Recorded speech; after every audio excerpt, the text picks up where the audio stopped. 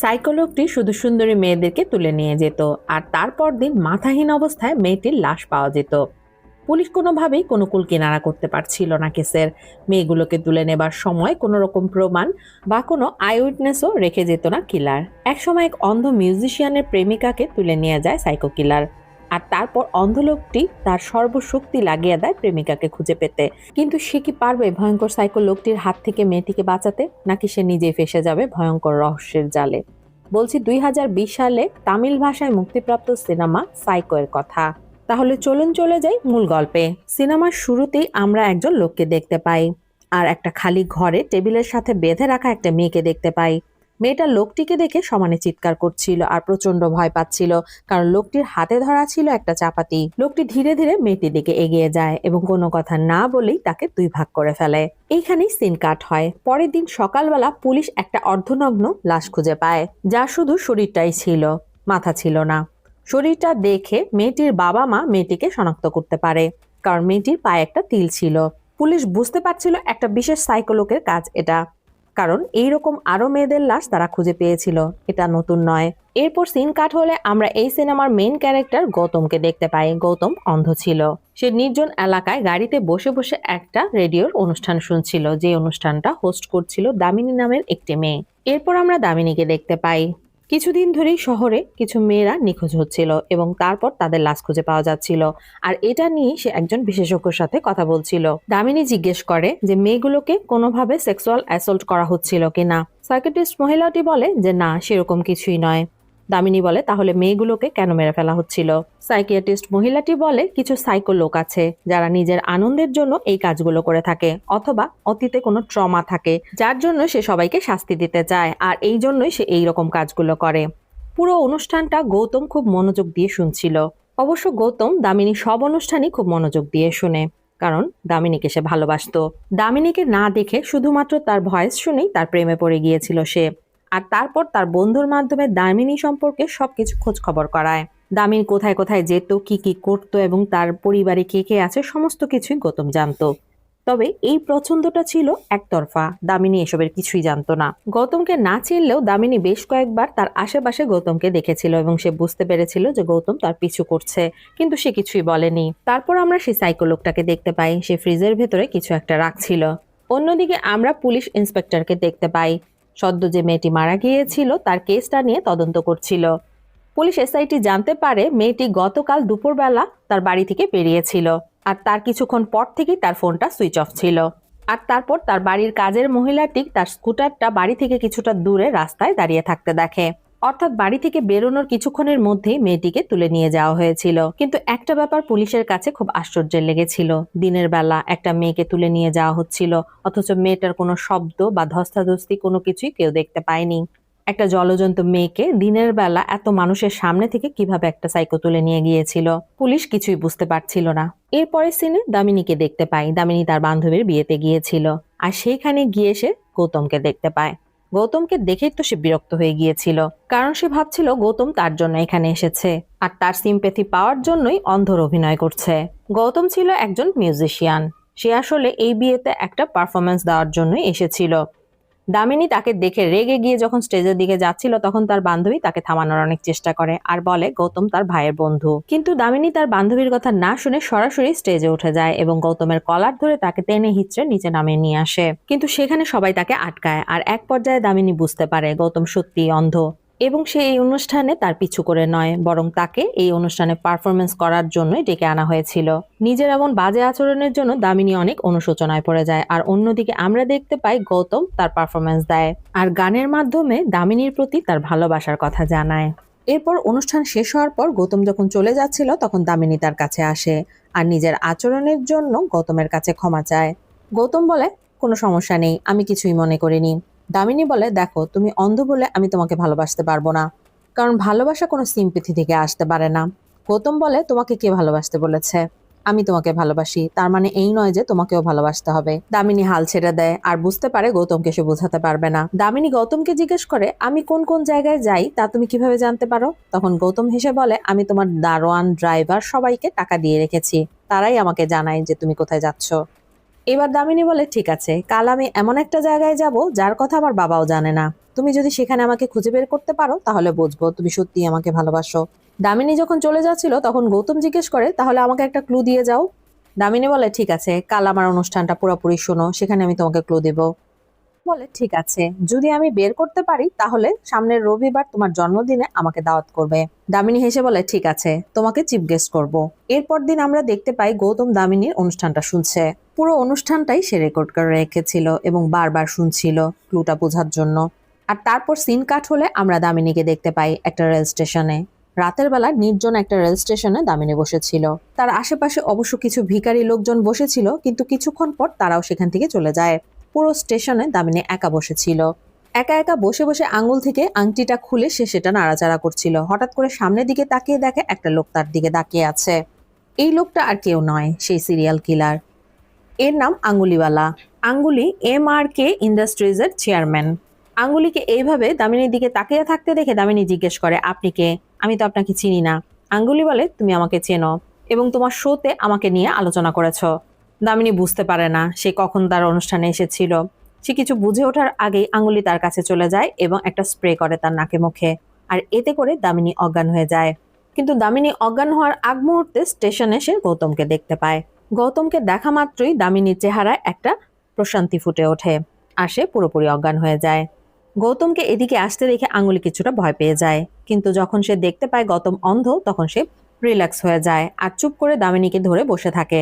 গৌতম যখন সেদিক দিয়ে যাচ্ছিল তখন সে দামিনীর পারফিউমের স্মেল পায়। স্মেলটা পাওয়া মাত্রই গৌতম সেদিকে এগিয়ে যেতে থাকে, কিন্তু আঙুলিওয়ালা তখন তাড়াতাড়ি দামিনীকে পিঠে তুলে নিয়ে সেখান থেকে চলে যায়। কিন্তু চলে যাওয়ার সময় দামিনীর হাতে থাকা আংটিটা নিচে পড়ে যায় আর গৌতম সেটা শব্দ শুনতে পায় আর সে আংটিটা কুড়িয়ে নেয়, কিন্তু সে নিশ্চিত ছিল না যে এটা দামিনীরই আংটি। কিন্তু সে এই ব্যাপারে একদম 100% শিওর ছিল যে দামিনী এখানে ছিল। আর সে বুঝতে পারে এখানে কিছু তো একটা হয়েছে। সে তাই তার বন্ধুকে ফোন করে আর পুলিশকেও খবর দেয়। পুলিশ ঘটনাস্থলে আসলে তাকে জিজ্ঞেস করে যে কিভাবে সে বুঝতে পারলো দামিনী এখানে ছিল। আর তারপর গৌতম তাদেরকে পুরো ঘটনাটা খুলে বলে। দামিনীর সাথে দেখা হওয়া এবং ক্লু দেওয়া, সে এখানে আসবে, পুরো ঘটনাটাই পুলিশকে বুঝিয়ে বলে। কিন্তু পুলিশ গৌতমের কথায় তেমন গুরুত্ব দেয় না। আর তখন আমরা দামিনীর বাবাকে দেখতে পাই। সে কাঁদতে কাঁদতে দৌড়ে আসে এবং গৌতমকে ধরে জিজ্ঞেস করতে থাকে, আমার মেয়ে কোথায়? সে তো তোমার সাথে দেখা করার জন্য এখানে এসেছিল। গৌতম এর কোনো উত্তর দিতে পারে না, চুপ করে থাকে। এরপর সিন কাট হলে আমরা দামিনীকে দেখতে পাই। তাকে একটা বদ্ধ ঘরে সেই টেবিলটার মধ্যে বেঁধে রাখা হয়েছিল, যেটা আমরা সিনেমার শুরুতে দেখেছিলাম। কিছুক্ষণ পর দামিনীর সেন্স ফিরে আসে আর তার কিছুক্ষণ পর আঙ্গুলিওয়ালা সেখানে আসে আর এসেই কোনো কথা না বলে একটা চাপাতি তুলে নেয়। কিন্তু সে যখন দামিনীর দিকে এগিয়ে যাচ্ছিল তখন দামিনীর চোখে মুখে কোনো ভয় দেখতে পায় না। আর তাই সে সেই চাপাতিটা রেখে আরো বড় সাইজের একটা চাপাতি তুলে নেয়। কিন্তু এবার দামিনী তার দিকে তাকিয়ে হাসে, যা দেখে আঙ্গুলিওয়ালা একদম অবাক হয়ে যায়, কারণ এইরকম ঘটনা প্রথমবারের মতো তার সাথে ঘটলো। সে দামিনীকে জিজ্ঞেস করে, তোমার ভয় লাগছে না? দামিনী বলে, না, ভয় লাগছে না। আঙ্গুলি জিজ্ঞেস করে, কেন? দামিনী তখন বলে, যখন তুমি আমাকে অজ্ঞান করে নিয়ে আসছিলে তখন সেই স্টেশনে একটা লোক এসেছিল, গৌতম। সে আমাকে বাঁচাবে। আমি যেখানেই থাকি না কেন সে আমাকে খুঁজে বের করবে। আঙ্গুলি অবাক হয়ে বলে, সে অন্ধ লোকটা? দামিনী বলে, হ্যাঁ, সামনের রবিবার আমার জন্মদিন। সে আমাকে রবিবারের মধ্যেই খুঁজে বের করবে আর আমিই হব তোমার শেষ ভিকটিম। আর তারপর তুমি আর কাউকেই মারতে পারবে না, কারণ গৌতম তোমাকে সেই সুযোগ দেবে না। আঙ্গুলি দামিনীর কনফিডেন্স দেখে কিছুটা থমকে যায় আর কোনো কিছু না বলেই সে রুম থেকে বেরিয়ে যায়। এরপর আঙ্গুলি সরাসরি চলে যায় একটা পেট্রোল পাম্পে আর সেখান থেকে সে একটা প্রস্টিটিউটকে তুলে নিয়ে আসে আর সেই মেয়েটাকে একটা চকলেট খাইয়ে অজ্ঞান করে ফেলে আর তারপর তাকে নিয়ে আসে দামিনীর সেই রুমে। আর দামিনীকে টেবিল থেকে টেনে হিচড়ে নামিয়ে একটা শিকল দিয়ে বেঁধে রাখে আর সেই কলগার মেয়েটাকে সে টেবিলের ওপর বাঁধে। চাপাতিটা তুলে একটা কোপ দেয়। দামিনী চোখের সামনে এমন ভয়ঙ্কর দৃশ্য দেখে ভয়ে কাঁপতে থাকে। তখন আঙ্গুলিওয়ালা তার কাছে যায় আর বলে, ঠিক আছে, তোমাকে আমি রবিবার পর্যন্ত বাঁচিয়ে রাখবো আর দেখবো তোমার বয়ফ্রেন্ড এখানে এসে তোমাকে বাঁচাতে পারে কিনা। আর যদি রবিবারের মধ্যে সে তোমাকে বাঁচাতে না পারে তাহলে সেদিনই হবে তোমার শেষ দিন। সেদিন তোমার মুন্ডুটা তোমার বয়ফ্রেন্ডকে আমি গিফট করব। আর তারপর আঙ্গুলিওয়ালা সেখান থেকে চলে যায়। অন্যদিকে দেখতে পাই পুলিশ স্টেশনে অনেক সাংবাদিকরা ভিড় করেছে। গৌতম সেখানে দাঁড়িয়েছিল আর তারা বুঝতে পারছিল যে সেই সিরিয়াল কিলারটাই দামিনীকে উঠিয়ে নিয়ে গিয়েছে। কিন্তু পুলিশের কাছে কোনো ক্লু নেই। তারা এসব নিয়ে আলোচনা করছিল।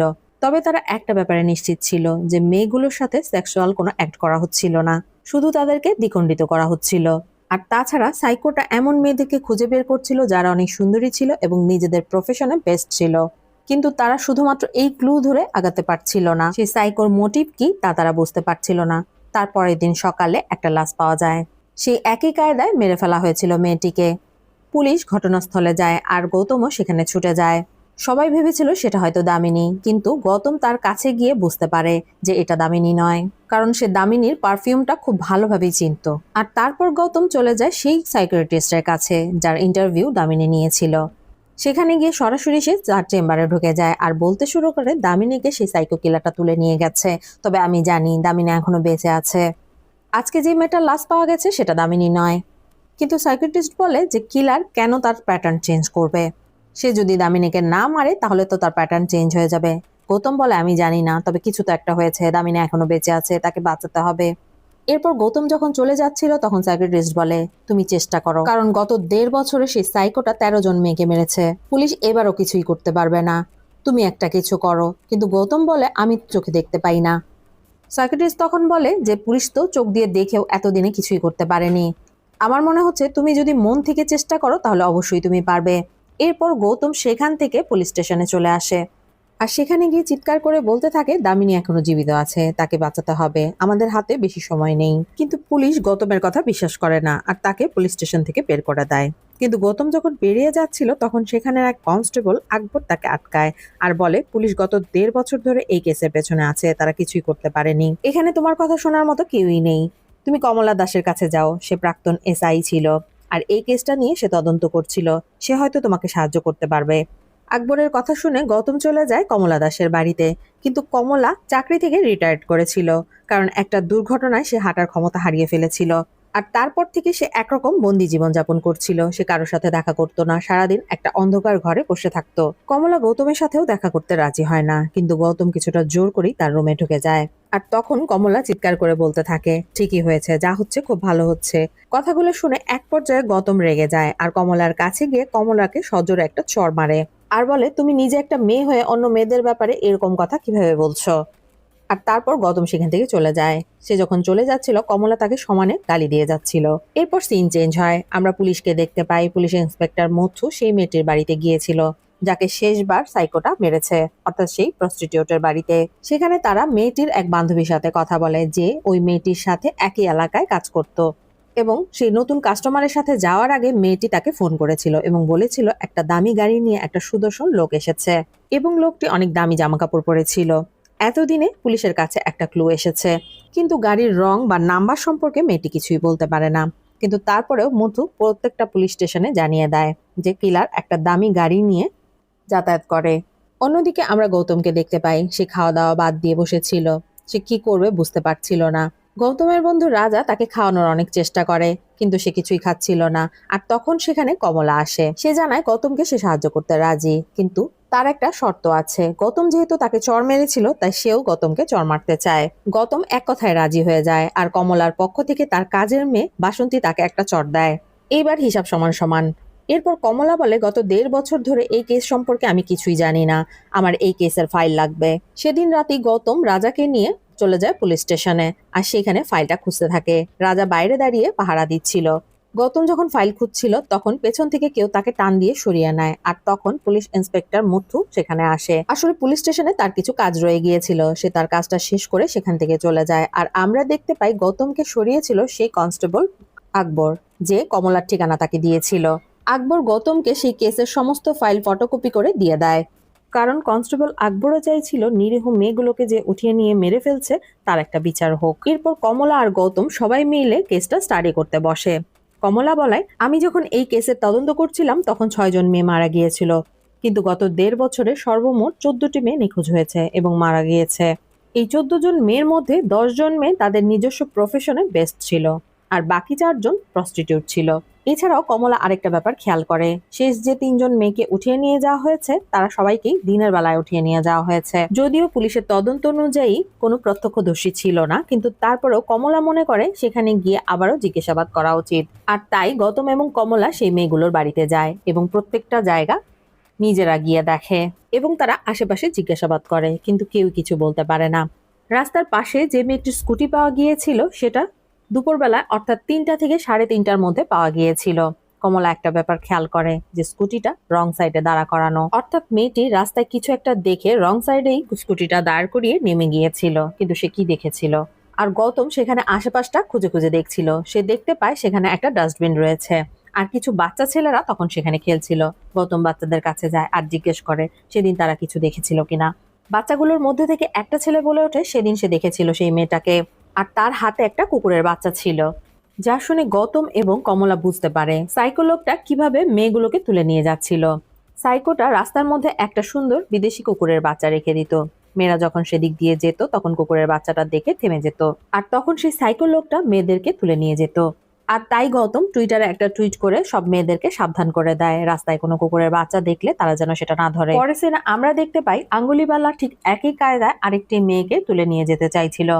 মেয়েটা রাস্তায় সুন্দর একটা কুকুর দেখে থেমে যায়, আর কুকুরটা সে যখন কোলে নিয়ে দাঁড়ায় তখন দূর থেকে আঙ্গুলিওয়ালা বলে সেটা তার কুকুর। কিন্তু তার পায়ে ফ্র্যাকচার হয়ে যাওয়ার ফলে সে সেদিকে আসতে পারছিল না। সে মেয়েটাকে অনুরোধ করে বাচ্চাটাকে তার কাছে দিয়ে যাওয়ার জন্য। মেয়েটা যখন সেদিকে এগিয়ে যায় তখন আঙ্গুলিওয়ালা বলে বাচ্চাটাকে গাড়ির পেছন সিটে উঠিয়ে দেওয়ার জন্য। মেয়েটা লোকটার কথা শুনে তাই করছিল, কিন্তু হঠাৎ করেই তার গৌতমের করা টুইটের কথা মনে পড়ে যায়। আর অন্যদিকে আমরা দেখতে পাই আঙ্গুলিওয়ালা সে অজ্ঞান করা স্প্রেটা নিয়ে রেডি হচ্ছিল। মেয়েটা বাচ্চাটাকে পেছনে না দিয়ে গাড়ির ফ্রন্ট সিটে রেখে যায়, আর আঙ্গুলিওয়ালাকে জানায় যে গতকাল সে একটা টুইট দেখেছে যেখানে বলা ছিল কুকুরের বাচ্চা আছে এরকম লোকের সাথে কথা না বলতে আর তার কাছে না যেতে। এটা বলে মেয়েটা সেখান থেকে চলে যায়। আর আঙ্গুলিওয়ালা বুঝতে পারে পুলিশ কোনোভাবে তার মেয়েদের তুলে নিয়ে যাওয়ার প্যাটার্নটা বুঝে ফেলেছে, আর তাই সে একজন হ্যাকারের কাছে যায় কে টুইটটা করেছে সেটা জানার জন্য। হ্যাকারের কাছ থেকে জানতে পারে যে কে টুইটটা করেছে, আর আঙ্গুলিওয়ালা যাবার সময় হ্যাকারকেও শেষ করে দিয়ে যায়। তারপর চলে যায় সেই মেয়েটার অ্যাপার্টমেন্টের কাছে যে সকালবেলা তার হাত থেকে বেঁচে গিয়েছিল। পার্কিং লটে মেয়েটার ওপর সে অ্যাটাক করে আর পলিথিনে মুড়িয়ে মেয়েটাকে সেই ঘরে নিয়ে যায় যেখানে দামিনীকে বেঁধে রেখেছিল, আর একই কায়দায় মেয়েটার মাথাও আলাদা করে দেয়। আর এই সব কিছুই দামিনীর সামনে হচ্ছিল। দামিনী প্রচন্ড ভয় পেতে থাকে। মাথাটা নিয়ে আঙ্গুলি দামিনীর কাছে যায় আর তাকে বলে তুমি ঠিকই বলেছিলে, গৌতম তোমাকে খুঁজছে। আর তারপর মেয়েটার বডিটাকে গৌতমের বাড়ির সামনে রেখে আসে, এটা তাকে একটা ওয়ার্নিং দেওয়ার জন্য। বডিটা পেয়ে গৌতম ভাবে এটা হয়তো দামিনীর বডি, আর তাই সে তার হাতটা ভালো করে শুকে দেখে আর বুঝতে পারে এটা দামিনীর বডি নয়। আর তারপর পুলিশ খবর পেয়ে এসে গৌতমকে অ্যারেস্ট করে নিয়ে যায় আর তাকে জিজ্ঞাসাবাদ করে। গৌতমের কাছ থেকে জানতে পারে যে সে দামিনীর কেসটাকে নিয়ে তদন্ত করছে, আর সেটার ওয়ার্নিং হিসেবেই সাইকো লোকটা মেয়েটার বডিটা তার বাড়ির সামনে রেখে গিয়েছে। জিজ্ঞাসাবাদের পরে গৌতমকে পুলিশ ছেড়ে দেয়, আর ছাড়া পেয়ে গৌতম সোজা চলে আসে কমলার কাছে, কারণ সে কিছু বুঝতে পেরেছিল। অন্যদিকে আমরা দামিনীকে দেখতে পাই আঙ্গুলি তার কাছে এসেছে, তার ছোট সেকলটা খুলে দিয়ে বড় একটা সেকলের সাথে তার পাটা বেঁধে দেয় যাতে করে দামিনী ওয়াশরুম ইউজ করতে পারে। আর তাছাড়া আঙ্গুলি দামিনীকে খাবার এবং পানীয় দিচ্ছিল। অন্যদিকে আমরা গৌতম আর রাজাকে দেখতে পাই তারা কিছু শূকরের কাছে গিয়েছিল। সাদা এবং কালো শূকরের গন্ধ শুকে গৌতম বলে মেয়েটার গা থেকে আমি এই সাদা শূকরের গন্ধ পেয়েছিলাম। আর এই কথাটাই গৌতম কমলাকে জানায়, এবং সে আরো বলে মেয়েটাকে হয়তো কোনো শূকরের ফার্মে রাখা হয়েছিল। এই এলাকার আশেপাশে যতগুলো শূকরের ফার্ম আছে সবগুলো খুঁজে দেখা দরকার। এরপর গৌতম ম্যাপ দেখে চিহ্নিত করে যে এলাকাগুলো থেকে মেয়েগুলোকে উঠিয়ে নিয়ে যাওয়া হচ্ছিল সেই এলাকাগুলোতে কোন কোন শূকরের ফার্ম রয়েছে। আর তারপর দিন গৌতম আর রাজা নিজেরা যায় সেই পিগ ফার্মগুলোকে খোঁজ খবর করার জন্য, কারণ পুলিশের কাছে তথ্য অনুযায়ী সাইকো লোকটির বয়স 25 থেকে 30 বছরের মধ্যে। আর তাছাড়া লোকটা দেখতেও অনেক সুদর্শন, ক্লিন শেভড।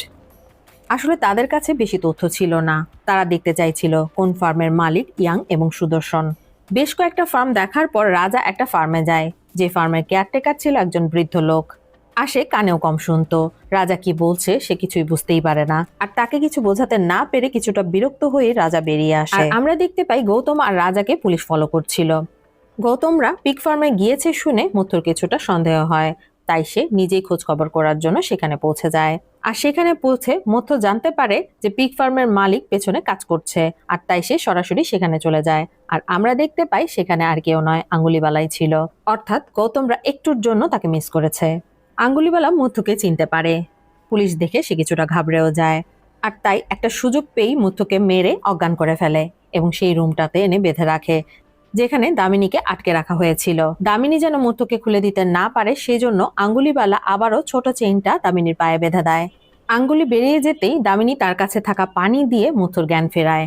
মথু জানায় সে একজন পুলিশ। সে আরো জানায় গৌতম তাকে খুঁজে বের করবেই, কারণ সে তাকে পাগলের মতো খুঁজছে।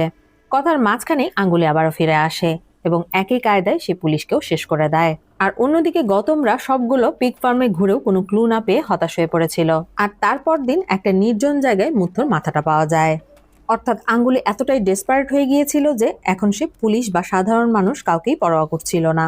কমলা জানায় যে আর আমাদের হাতে বেশি সময় নেই, আর 2 দিন মাত্র সময় আছে, এর মধ্যেই কিছু একটা করতে হবে, না হলে দামিনীকে সে মেরে ফেলবে। গৌতম হতাশ হয়ে বাড়ি চলে আসে। রাজা তার সাথে থাকতে চায়, কিন্তু সে রাজাকে চলে যেতে বলে। আর অন্যদিকে আমরা দামিনীকে দেখতে পাই। আঙ্গুলি আবারও তার পায়ে বড় শিকলটা লাগিয়ে দিয়েছে, আর তাই দামিনী ঘুরে ঘুরে আশপাশটা দেখছিল। ঘুরতে ঘুরতে সে একটা রুমে চলে আসে, যেখানে একজন মহিলাকে আটকে রাখা হয়েছিল। মহিলাটিকে দেখেই বোঝা যাচ্ছিল অনেক বছর ধরে তাকে এখানে আটকে রাখা হয়েছে। আর অন্যদিকে আমরা দেখতে পাই আঙ্গুলি তার গাড়ি নিয়ে গৌতমের বাসার সামনে এসেছে। গৌতমের সেটা টের পেয়ে যায়, আর তাড়াহুড়ো করে নিচে নেমে আসতে থাকে। আর আঙ্গুলিও ঠিক গৌতমের পাশেই গাড়িটা দাঁড় করায়। গৌতম আঙ্গুলির গাড়ির কাছে এসে তার ব্যাগ থেকে কিছু একটা বের করছিল, যা দেখে আঙ্গুলি ভয় পেয়ে যায়। সে তার ছুরিটা বের করে, কিন্তু গৌতম তার ব্যাগ থেকে একটা ক্যাকটাস বের করে, যেটা সে দামিনীর পিছু করতে গিয়ে কিনেছিল। সে ক্যাকটাসটা দিতেই যাবে, তখন রাজা সেখানে তার গাড়িটা নিয়ে চলে আসে। রাজাকে দেখেই আঙ্গুলি সেখান থেকে পালিয়ে যায়, আর রাজাও তার পিছু করতে থাকে। পিছু করতে করতে তারা একটা জায়গায় চলে আসে, যেখানে একদম নির্জন ছিল আর অন্ধকার ছিল। অন্যদিকে আমরা দেখতে পাই গৌতম আঙ্গুলিওয়ালার গাড়ির উচ্চতাটা হাত দিয়ে মেপে ফেলেছে। এদিকে রাজা নির্জন জায়গায় আঙ্গুলিওয়ালার গাড়িটা দাঁড়িয়ে থাকতে দেখে, আর সেও নিচে নেমে আসে। টর্চ জ্বালিয়ে আশপাশটা খুঁজে দেখতে থাকে, কিন্তু কোথাও আঙ্গুলিকে দেখতে না পেয়ে গৌতমকে ফোন করে। সে যখন গৌতমের সাথে কথা বলছিল, তখন পেছন থেকে আঙ্গুলি রাজার ওপরে অ্যাটাক করে। আহত অবস্থায় রাজা গৌতমকে কিছু একটা বলার চেষ্টা করছিল, আর তখন আঙ্গুলি তাকে একেবারে শেষ করে দেয়। আর রাজার কাছ থেকে ফোনটা নিয়ে গৌতমকে বলে, তোমার হাতে কাল মাঝরাত পর্যন্ত সময় আছে, আর কাল মাঝরাতে আমি দামিনীকে শেষ করে দেব। এরপর পুলিশ আসে এবং রাজার বডিটা উদ্ধার করে। আর অন্যদিকে আমরা দেখতে পাই সেই ক্যাকটাসটা নিয়ে আঙ্গুলি দামিনীকে দিয়েছে। ক্যাকটাসটা দেখেই দামিনী সেটা চিনতে পারে, আর হাউমাউ করে কাঁদতে থাকে। পরদিন সকালবেলা গৌতম রাজার কথা জানতে পেরে মর্গে যায় লাশ আনতে। সেখানে ডাক্তার তাকে বলে রাজার ডান হাতের ছোট আঙ্গুলটা কেটে ফেলা হয়েছে। যা শুনে গৌতম অবাক হয়ে যায়। সে জিজ্ঞেস করে কেন।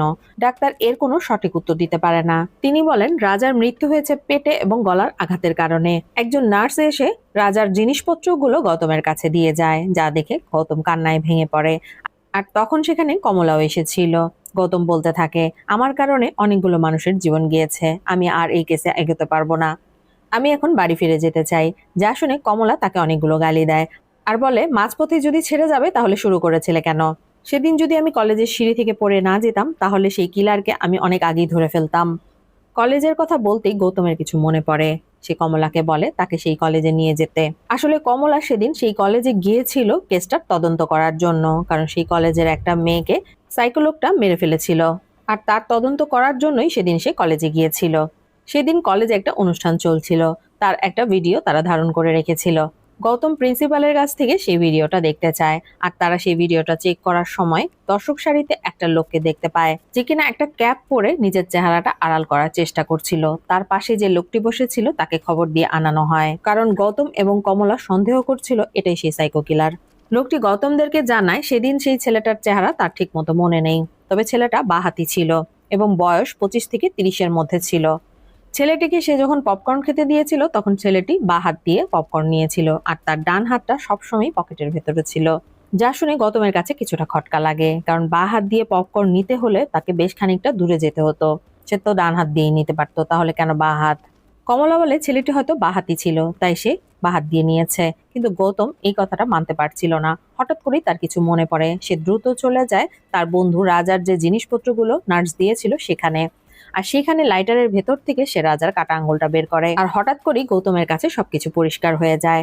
রাজা আসলে তার আঙ্গুলটা কেটে গৌতমকে একটা সিগন্যাল দিয়েছিল যে সাইকোলোকের ডান হাতের একটা আঙ্গুল নেই, আর সে সেটা ইচ্ছে করেই লুকিয়ে রাখতো, যাতে করে কেউ তাকে আইডেন্টিফাই না করতে পারে। আর তারপর গৌতম এবং কমলা যায় একটা গাড়ি কোম্পানির কাছে, আর সেখানে তারা যে বিবরণ দেয় সেই অনুযায়ী যে গাড়িটা ছিল সেটা কোম্পানির লোকজন চিনতে পারে। আর এই রকমের গাড়ি মোট 96 জন লোকের কাছে বিক্রি করা হয়েছিল। এতজন মানুষের বাড়ি গিয়ে গিয়ে চেক করার সময় এখন আর তাদের হাতে নেই, তাই কমলা তাদেরকে বলে যারা সেই গাড়িটা কিনেছিল তাদের কারো হাতের একটা আঙ্গুল কি কাটা ছিল নাকি। সেখানকার স্টাফরা খুব সহজেই সেটা আইডেন্টিফাই করতে পারে, এবং তারা বলে আঙ্গুলিওয়ালা নামের এক লোকের ডান হাতের একটা আঙ্গুল কাটা ছিল, আর সে এমআরকে ইন্ডাস্ট্রিজের চেয়ারম্যান ছিল, এবং তার একটা পিগ ফার্মও রয়েছে। এবং লোকটির যে বর্ণনা তারা দেয় তার সাথে গৌতমরা যে লোকটিকে খুঁজছিল তার চেহারার বিবরণের সাথে একদম মিলে যায়। তাই গৌতম আর কমলা দেরি না করে সরাসরি চলে যায় সেই পিগ ফার্মে। তখন সেই বৃদ্ধ কেয়ারটেকারটা সেখানে ছিল। কমলা পিগ কেনার নাম করে সেই বৃদ্ধকে ব্যস্ত রাখে, আর গৌতম সেদিকে অফিস রুমে গিয়ে খোঁজাখুঁজি শুরু করে, কিন্তু সেখানে কয়েকটা ম্যাপ ছাড়া সে আর কিছুই পায় না। আর অন্যদিকে আমরা দেখতে পাই দামিনী সেই আটকে রাখা মহিলাটার কাছে গিয়েছে। মহিলাটা তার নিজের নাম বলে রেচেল। সে একসময় আঙ্গুলিওয়ালার টিচার ছিল। আঙ্গুলিওয়ালা যে এতিমখানায় ছিল সেখানকার টিচার ছিল রেচেল। একদিন সে আঙ্গুলিওয়ালাকে মাস্টারবেড করা অবস্থায় হাতে নাতে ধরেছিল, আর তারপর থেকে সে প্রতিদিন আঙ্গুলিওয়ালাকে মারত। প্রতিদিনই সে আঙ্গুলিওয়ালাকে শাস্তি দিত যেন এরকম পাপ কাজ সে আর কখনো করতে না পারে। আর একদিন আঙ্গুলিওয়ালা তাকে মারতে এসেছিল, আর তাই হেডমিস্ট্রেস তাকে এতিমখানা থেকে বের করে দেয়। রেচেলের পাশের সেলে একটা পুলিশের লাশ ছিল, যেটা অনেক বছর ধরে এখানে পড়েছিল। সেটার আর কিছুই অবশিষ্ট নেই, শুধু কঙ্কালটা ছাড়া। দামিনী সেই পুলিশের কথা জিজ্ঞেস করলে রেচেল বলে সেটা একজন কনস্টেবলের লাশ ছিল। এই কনস্টেবল আঙ্গুলিওয়ালাকে কিশোর সংশোধনাগারে নিয়ে গিয়েছিল, আর তাই আঙ্গুলি তাকে এখানে নিয়ে এসেছে এবং মেরে ফেলেছে। অন্যদিকে আমরা গৌতমকে দেখতে পাই আঙ্গুলিওয়ালার অফিস থেকে যে ম্যাপটা নিয়ে এসেছিল সেটা সে পর্যবেক্ষণ করছিল। এটা ছিল একটা ইন্ডাস্ট্রির ম্যাপ। ম্যাপটা থেকে গৌতম এবং কমলা বুঝতে পারে এই ইন্ডাস্ট্রির নিচের কোনো ঘরেই দামিনীকে আটকে রাখা হয়েছে। গৌতম এবং কমলা পুলিশকে জানাতে চাচ্ছিল না, কারণ পুলিশ যদি কোনোভাবে ভুল করে তাহলে দামিনীর জীবনে ঝুঁকি রয়েছে। তাই গৌতম সিদ্ধান্ত নেয় সে একাই যাবে সেই ইন্ডাস্ট্রির ভেতরে। আর তাই সে হাত দিয়ে ধরে ধরে ম্যাপটা ভালোভাবে মুখস্থ করে নেয়। আর তাছাড়া গৌতম একটা ক্যামেরা নিয়ে ভেতরে ঢুকবে, বাইরে থেকে কমলা ইনস্ট্রাকশন দিবে। সেই অনুযায়ী গৌতম এবং কমলা চলে যায় সেই ইন্ডাস্ট্রির কাছে। অন্যদিকে আমরা দেখতে পাই আঙ্গুলিওয়ালা গোসল সেরে একটা কিছু করার প্রস্তুতি নিচ্ছে। সে দামিনীকে অন্য একটা রুমে নিয়ে আসে আর একটা চেয়ারের সাথে বেঁধে ফেলে। দামিনী দেখতে পায় তার সামনের একটা চেয়ারে রেচেলকে বেঁধে রাখা হয়েছে, আর তার মাথার উপরে সাজিয়ে রাখা হয়েছে সেই মেয়েগুলোর খুলি, যাদেরকে আঙ্গুলি মেরে ফেলেছিল। আর তারপর আঙ্গুলি সেদিন যা যা ঘটেছিল পুরো ঘটনাটাকে আবার রিক্রিয়েট করে, অনেকটা মঞ্চনাটকের মতো। ছোটবেলায় আঙ্গুলিওয়ালা মাস্টারবেড করতে গিয়ে যে ধরা খেয়েছিল, তখন রেচেল তার সাথে কি কি করেছিল পুরো ঘটনাটা সেখানে সে তুলে ধরে। রেচেল তার উপরে সারাদিনই নজর রাখতো, এমনকি রাতের বেলাও তার রুমে লাইট অফ করতে দিত না। আর এই অপরাধের জন্য রেচেল প্রতিদিনই তাকে 60 বার করে মারতো। আঙ্গুলি রেচেলের পায়ে ধরে অনেকবার মাফ চেয়েছে, সে এরকম আর করবে না। কিন্তু তাতে করেও রেচেলের মন নরম হয়নি। বাচ্চা ছেলেটিকে সে প্রতিদিনই শাস্তি দিত। পুরো ঘটনাটা দেখে দামিনীর চোখে পানি চলে আসে। বাচ্চা ছেলেটিকে কি অমানুষিক অত্যাচার করা হয়েছে। তারপর পুরো প্রক্রিয়াটা শেষ হওয়ার পর আঙ্গুলি দামিনীকে নিয়ে যায় সেই রুমে। দামিনীকে টেবিলে শুইয়ে তাকে শক্ত করে বেঁধে ফেলে, আর তারপর তাকে মারার জন্য এগিয়ে যায়। আর তখন দামিনী আঙ্গুলিওয়ালাকে একটা অনুরোধ করে, জীবনের শেষ অনুরোধ। বলে, তুমি গৌতমকে মেরো না। আঙ্গুলি দামিনীর কথা মেনে নিয়ে তাকে মারতেই যাবে, ঠিক তখনই ফ্যাক্টরির অ্যালার্মটা বেজে ওঠে। অর্থাৎ গৌতম সেখানে চলে এসেছিল, আর সেটা বুঝতে পেরে আঙ্গুলি ছুটে যায় গৌতমকে মারার জন্য। কিন্তু ঠিক তখনই ইলেকট্রিসিটি চলে যায়। আসলে আগেই তারা বুদ্ধি করে এই ইলেকট্রিসিটি বন্ধ করার প্ল্যানটা করেছিল। অন্ধকারে আঙ্গুলিওয়ালা কিছু দেখতে না পেয়ে চিৎকার করে গৌতমকে বলছিল, তুমি জিতে গেছো আর আমি হেরে গেছি, হয় আমি তোমাকে মেরে ফেলবো নয়তো তুমি আমাকে মেরে ফেলো। আর তখন গৌতম পেছন থেকে বলে ওঠে, আমি কাউকে মারতে নয়, বাঁচাতে এসেছি। আর ঠিক তখনই ইলেকট্রিসিটি চলে আসে, আর আঙ্গুলিওয়ালা গৌতমের পেটে ঢুকিয়ে দেয়। আর গৌতমও আঙ্গুলিওয়ালাকে ইলেকট্রিক শক দিয়ে অজ্ঞান করে ফেলে, আর তারপর আঙ্গুলিওয়ালাকে বেঁধে ফেলে শিকল দিয়ে। আর তারপর দামিনীকে খুঁজে বের করে আর তার বাঁধন খুলে দেয়। তারা যখন পালিয়ে যাচ্ছিল তখন পেছন থেকে আঙ্গুলিওয়ালা চিৎকার করে বলতে থাকে, টিচার আমাকে একা ফেলে যেও না, আমি এখানে একা থাকতে পারবো না। তার দিকে তাকিয়ে তার কথা শুনে দামিনীর মায়া হয়, আর তাই সে সেকলের লকেট চাবিটা সেখানেই রেখে বেরিয়ে যায়। আঙ্গুলি চাবিটা তুলতেই যাবে, ঠিক তখন রেচেল সেই চাবিটা গিলে ফেলে। আর এইখানে একটা ভয়ঙ্কর ঘটনা ঘটে। আঙ্গুলি তার পেট চিরে সেই চাবিটা বের করে লকটা খুলে ফেলে, আর সে মুক্ত হয়ে যায়। আর বাইরে বেরিয়ে এসে দেখে দামিনীরা সবাই সেখান থেকে পালিয়ে গিয়েছে। তারপরের সিনে আমরা দেখতে পাই সাংবাদিক এবং পুলিশরা মিলে একটা সংবাদ সম্মেলন করছে। সেখানে দামিনী উপস্থিত ছিল। দামিনীকে সেই কিলারের কথা জিজ্ঞাসা করা হলে দামিনী বলে, আমি কোনো সিরিয়াল কিলারকে দেখিনি, আমি একটা বাচ্চাকে দেখেছি যার ছোটবেলাটা অনেক টর্চারের মধ্য দিয়ে গিয়েছে, আর এই সব কিছুই সে একা ফেস করেছে। আমি যদি তার মা বা বোন হতাম তাহলে তাকে এতটা ভালোবাসা দিতাম যে তার জীবনটা আজ অন্যরকম হতে পারত। দামিনীর এই ইন্টারভিউটা টিভিতে লাইভ প্রচার করা হচ্ছিল, আর আমরা দেখতে পাই আঙ্গুলিওয়ালাও সেটা দেখছিল। এতদিনে কেউ তাকে বুঝতে পেরেছিল, তার প্রতি সিম্প্যাথি দেখিয়েছিল। তার কাজ শেষ হয়ে গিয়েছে, আর এতদিনে সে যা করেছে তার জন্য আঙ্গুলিওয়ালার অনুশোচনা হয়, আর সে পাহাড় থেকে লাফিয়ে পড়ে নিজেকে শেষ করে দেয়। আর এইখানেই সিনেমাটা শেষ হয়ে যায়। সিনেমার এক্সপ্লেনেশন ভালো লাগলে লাইক, কমেন্ট এবং শেয়ার করবেন। আর চ্যানেলটা সাবস্ক্রাইব করে আমার চ্যানেলের সাথেই থাকবেন। আমি আবারও হাজির হয়ে যাব এই রকম ক্রাইম সাসপেন্স থ্রিলার মুভির গল্প নিয়ে। ধন্যবাদ।